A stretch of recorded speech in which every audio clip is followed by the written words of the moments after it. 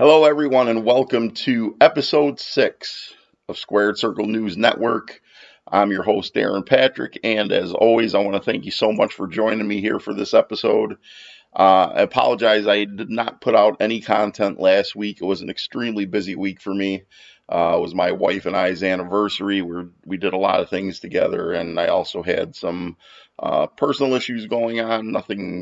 Nothing big or important, just a lot of things that I needed to take care of that ate up a lot of my time that took me away from being able to record any content. So I'm back this week, and hopefully we can step up the episodes and bring out some more content than I have been since this podcast started. I really want to put the foot on the gas and get the accelerator going and really bring out some more episodes to you. Give us a chance to get to know each other a little bit more, bond over wrestling, and see where we can go with this channel.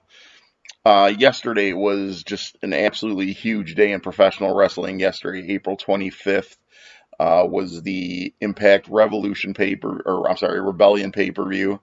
And of course, Kenny Omega.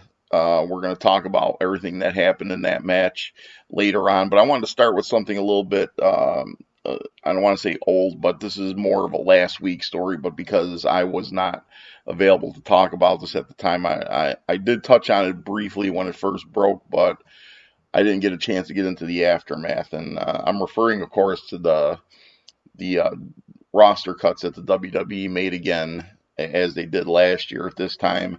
And what I want to get into right now and dig a little deeper in is the Mickie James situation, because this is just, I mean, it's absolutely disgusting, but it's also an indicator of the way the WWE does business now, and this is how they are and what they do. So just to say I'm surprised, I guess I was a little bit surprised, but I think the heart of this, the actual subject here is, if the WWE doesn't get caught, they're not going to stop doing what they're doing. And this time, Mickie James, applause to her for going on Twitter and posting a picture and giving a shout out as to what happened, because this shouldn't happen to anybody. The WWE doesn't do anybody outside of their top clique of performers. There's probably 85 to 90% of the roster that they really could care less about. They use them as they see fit. They release them when they have no use for them, or if they're not afraid they're going to go to another company and do any damage. And there's no real respect. There's no appreciation for the sacrifices that they make, the time they give up with their families, etc. And it's sad. But this whole situation with Mickie James really needs to be discussed and touched on, because it's the way it was handled, and the social media content that was flowing out after it happened is, I think, as time goes on, more truths are going to come out than what I believe is just a lot of bull and lies and cover-ups. And what I'm saying is, Mickie James posted this photo of her belongings, her ring gear, that was sent to her in basically a black plastic garbage bag. Nobody gave a crap about what happened with her stuff. Nobody probably even cared if she got it or not. They stuck it in the bag, they sent it out to her, and that was that. So and that's sad, because Mickie James has a lot of history with the WWE, the WWF, and nobody, even somebody on the smallest part of the roster, should not be treated like that. And it shouldn't matter who you are or what your status is with the company. It's not right. But good for her for putting out this tweet. And then, of course, it was followed up with responses from Triple H and Stephanie. Triple H says that the person responsible for the treatment of her belongings had been fired.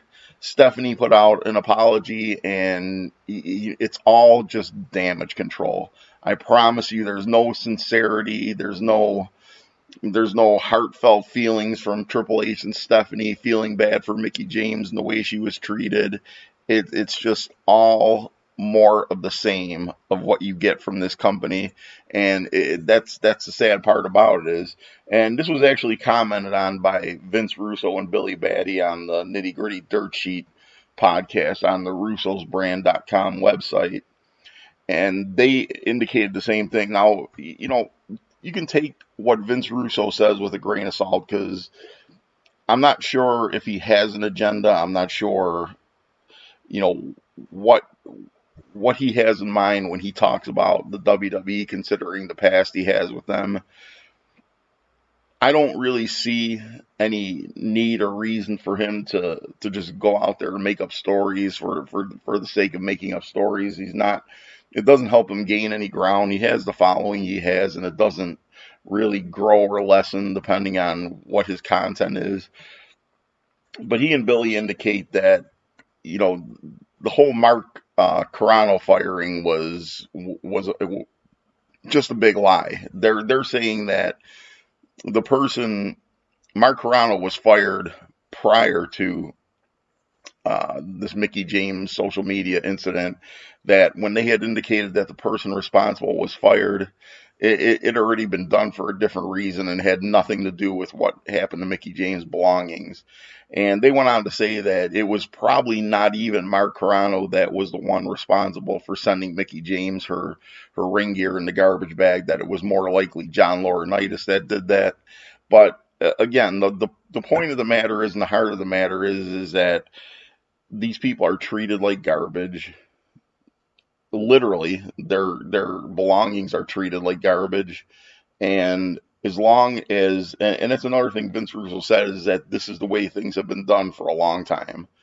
And to think that, maybe Vince McMahon became this cold person as time went on past the attitude and ruthless aggression era, when he had destroyed all his competition and he really had no need to be as aggressive with his programming. And this is around the same time that really all these stories about Vince McMahon started circulating online about what kind of person he was and how he treated his talent, and the negative stories and things like that. But I think you come to find out that this is nothing new for Vince. This is just how he is, and this is the way he's treated people forever.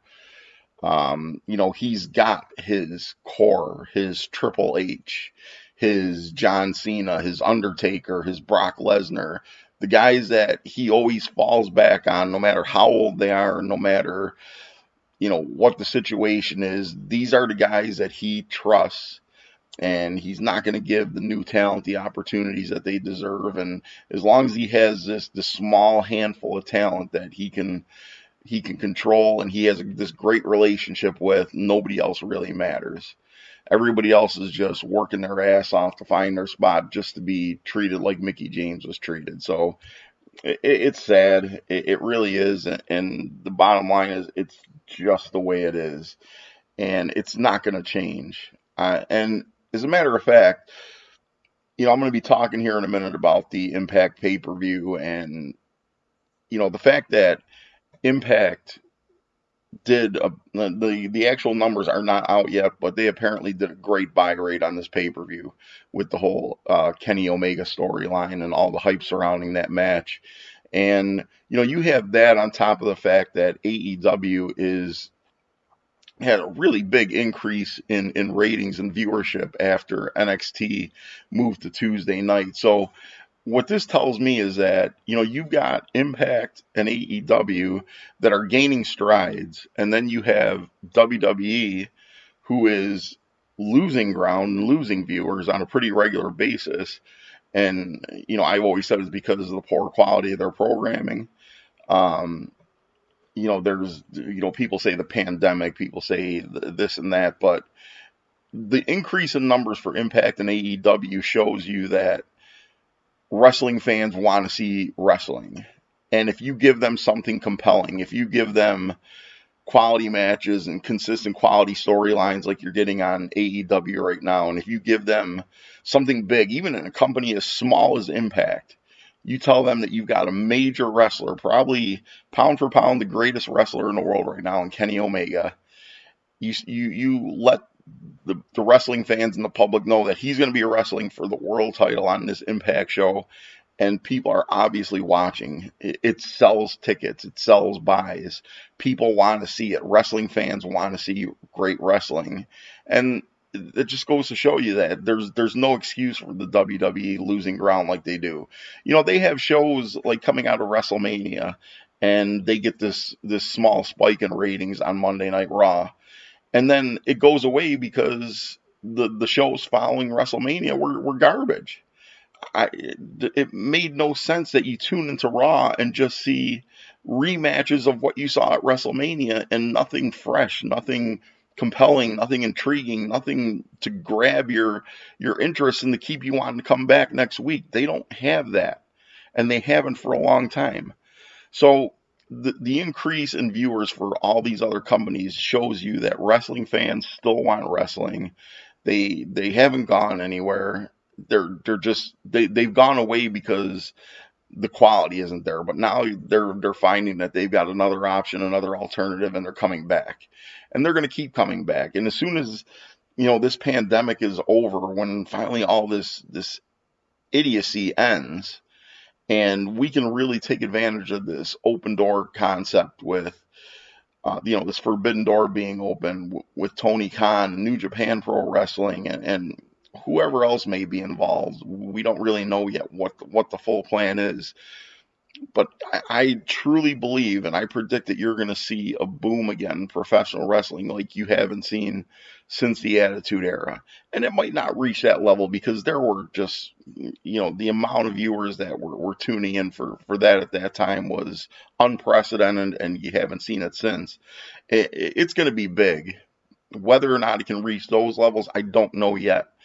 But it all depends on how accepting North America is to the New Japan product, and how badly they're willing to give it a chance to the quality of wrestlers that New Japan offers. There's just it's going to change. The landscape's going to change, and if the WWE isn't on board with this new system, they're going to be in a lot of trouble. And I'm not saying they're going to go out of business. The WWE may never go out of business until someone in the McMahon family or someone in the ownership group, whoever is in charge at the time, decides that it's time to close shop just because. Not because of pressure from competition, not because of ratings, just because it's time. So whether or not anybody can put anybody out of business at this point, it just remains to be seen. But I don't see anything hurting with the money the WWE has. I don't see anything hurting them so bad that they fold up the tent and just take off because of what the competition is doing to them. But it's going to be interesting to see. Now, speaking of New Japan, the pandemic has reached pretty significant proportions again in Japan, and they declared a national emergency. And because of this, some of the New Japan Pro Wrestling shows have been canceled as for now. I don't know if they've been rescheduled or postponed, but a lot of shows have been canceled. So fingers crossed that whatever's going on over there, they manage to get that under control. It seems like we're just about hitting our stride again, and it's a shame that New Japan has to suffer with their shows again at this point, because they were really one of the leaders in bringing wrestling back. And I'm not going to blame the people that they had in their arenas for the pandemic. It's just not something that I believe is responsible for this. There's got to be other situations going on besides a crowd in a pro wrestling arena that's hurting an entire country. But beyond that, I want to get into this Impact Rebellion pay-per-view, because this really, I can't wait to see the final numbers on this, because it proves so much, and it was overall, it wasn't a bad show. I watched the entire pay-per-view last night. It had its ups, it had its downs. But the Kenny Omega situation, that was really the cornerstone, the heartbeat of this entire pay-per-view, and this is what everybody was waiting for. And it delivered. It was a great match. And it was right around 25 minutes, maybe a little bit shy of 25 minutes. But I'm not going to go into detail about the entire pay per view. As I stated when I started this channel, I'm not going to give you move for move recaps of every match of the shows. It's just, I think the most important part is any highlights, any surprises, any big things that happened, and just really I just want to focus in on important things that happen instead of sitting here for a couple hours and going so into detail into every movie. It's the shows are easy enough to find on replays and things like that where if you're compelled to see it, you can see the whole thing. But some of the highlights of this show leading up to the Omega matches, they had Violent by Design wrestling Eddie Edwards, Willie Mack, James Storm, and Chris Sabin. And Violent by Design, Eric Young, who had suffered an injury previously, is still not cleared to wrestle. So they needed to find a replacement for Eric Young to enter the ring into this match since he couldn't go. And this was one of the big surprises of the night. It was Big Cass, formerly of the WWE with Enzo Amore. Big Cass came in to wrestle this match, to be a part of Violent by Design. And I got to tell you, he looked absolutely phenomenal. He is just completely jacked and ripped. I've never seen, his physical condition has fluctuated and it's gone up and down since he first launched in the WWE and over his struggles with substance abuse and mental issues. Things have just been up and down for him, way across the board. And I watched an interview with Cass and Chris Van Vliet that he did just recently, and he talked about finally overcoming and finally getting control of his demons. And he says it, everybody says it, there's no real cure for addiction. It's just a matter of getting yourself right, getting your head right, getting on the wagon and keeping yourself there. And this is no joke for anybody. I don't personally, I can't say I know anybody that to that level.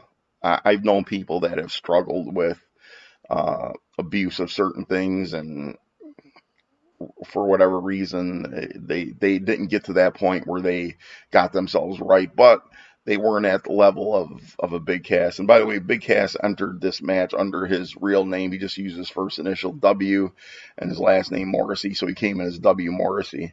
But this going back to this substance abuse, it's just an ugly, ugly thing. It's hurtful. It destroys families. It destroys lives. It takes lives. It ruins people.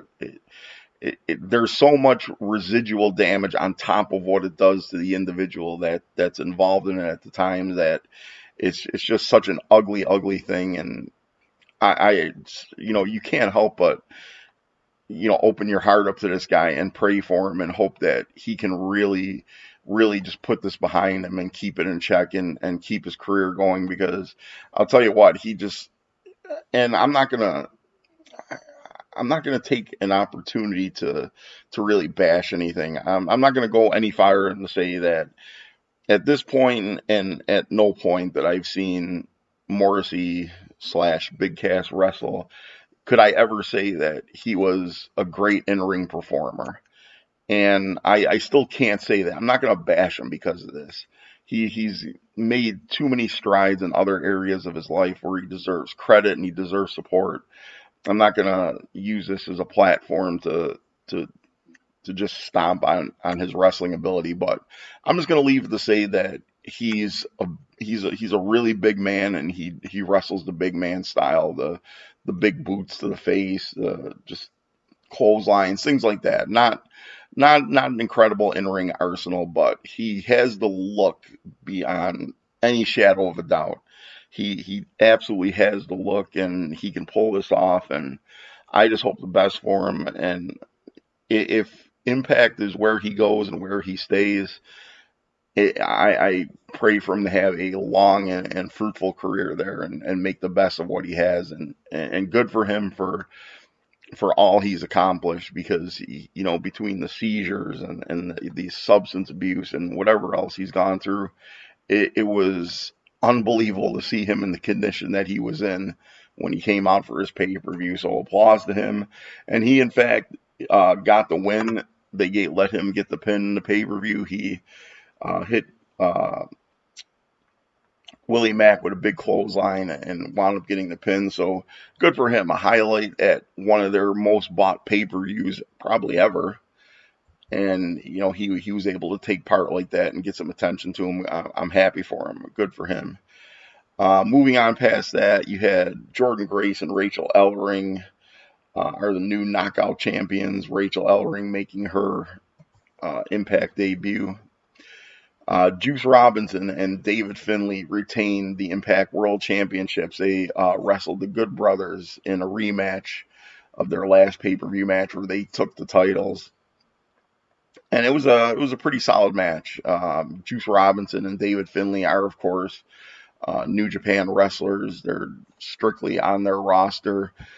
They've been wrestling in the New Japan Strong, the United States shows that they've been doing recently, and having the chance to capture the Impact Championships from the Good Brothers and now being able to retain really gives them some credibility. Juice Robinson, I've always been a fan of Juice Robinson in New Japan.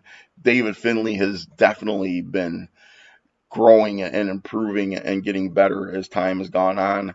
But as a tag team, they really click. Juice looks great. I mean, he's bulked up. He's bulked up his upper body. He looks more the part than he did before. He was always I thought he was always a really good, solid wrestler, but a little on the small side as far as, thickness in the areas that you need to be a professional wrestler.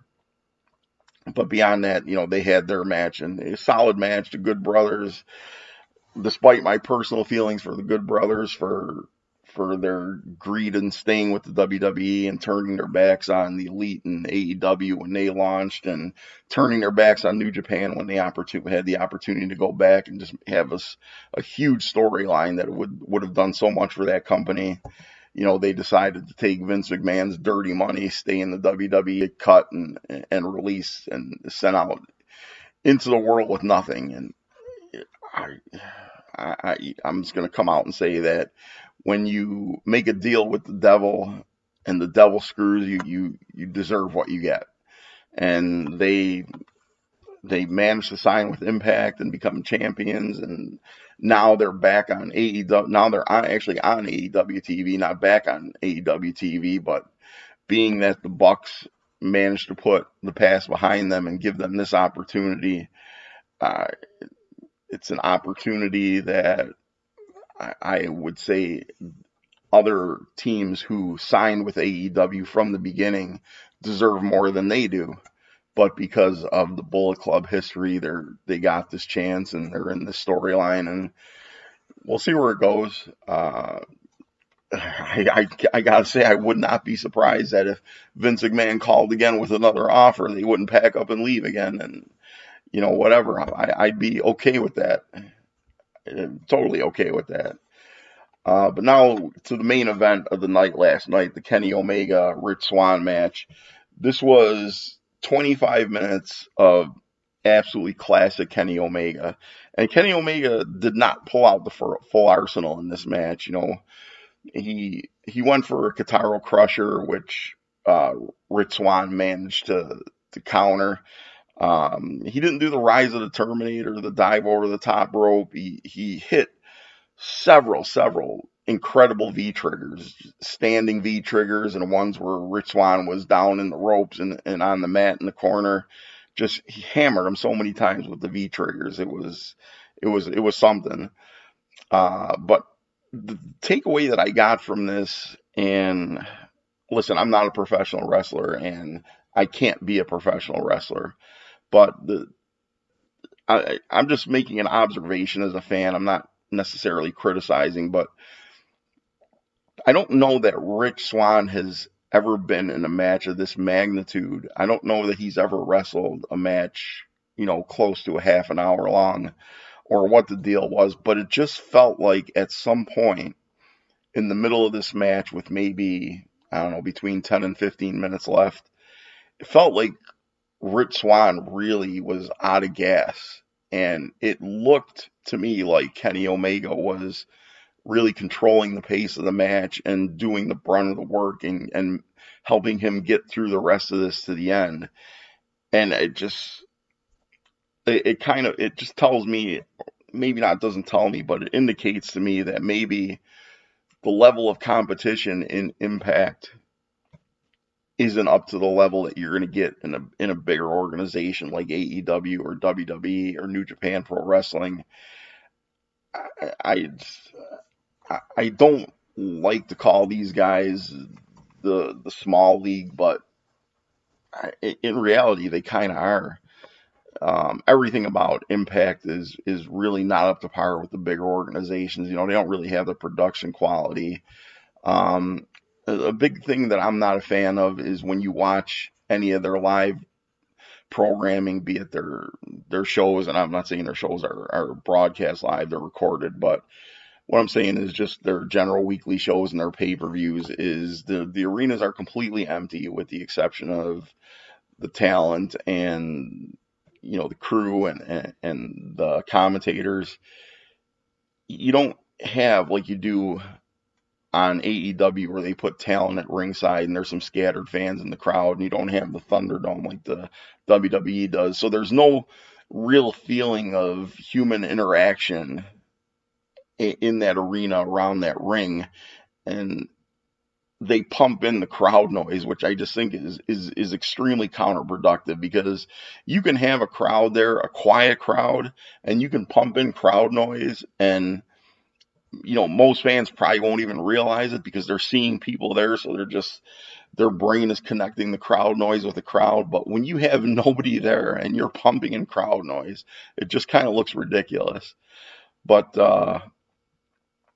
it is what it is. It's their size of organization, it's their production quality, and they do the best they can with what they have. And they got some really good wrestlers. If I had my choice of anybody on that roster to sign in a heartbeat, it would be Willie Mack. This is a guy that, to me, reminds me a lot of Keith Lee. And I think he's even far better than Keith Lee. He's just a big man, and not a bodybuilder type, not a chiseled guy, not a lean guy.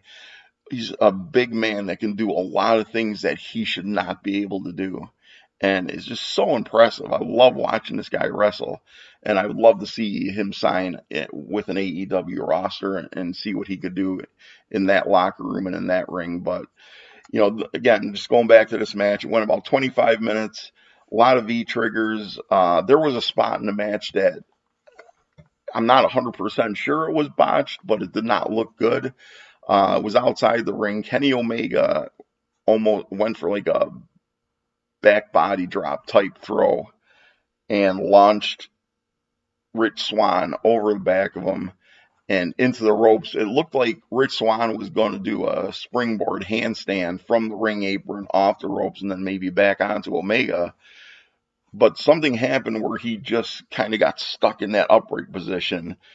And it wasn't so much his hands on the mat that it was his on the ring apron, his head almost like stuck in the ring apron, and his body was upright. And I'm not 100% sure that he didn't get hurt at that point, and that might have contributed to what was making him kind of drag around the ring for the remainder of that match. But it's just, like I said, Omega managed to keep everything together. He picked up the pace.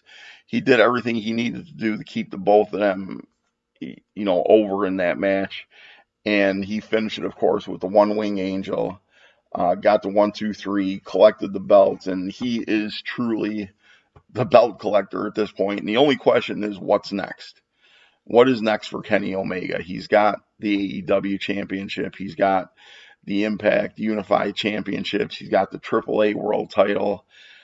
Of course, in my mind, the next logical step would be to go make a run for the New Japan, the IWGP World Heavyweight title. But with the pandemic and the state of emergency in Japan And I'm sure all travel is shut down. I'm sure there's going to be no interaction between these two companies for the near future and the foreseeable future. I don't know where they go at this point, but I know that Kenny Omega is going to be incredible on Dynamite.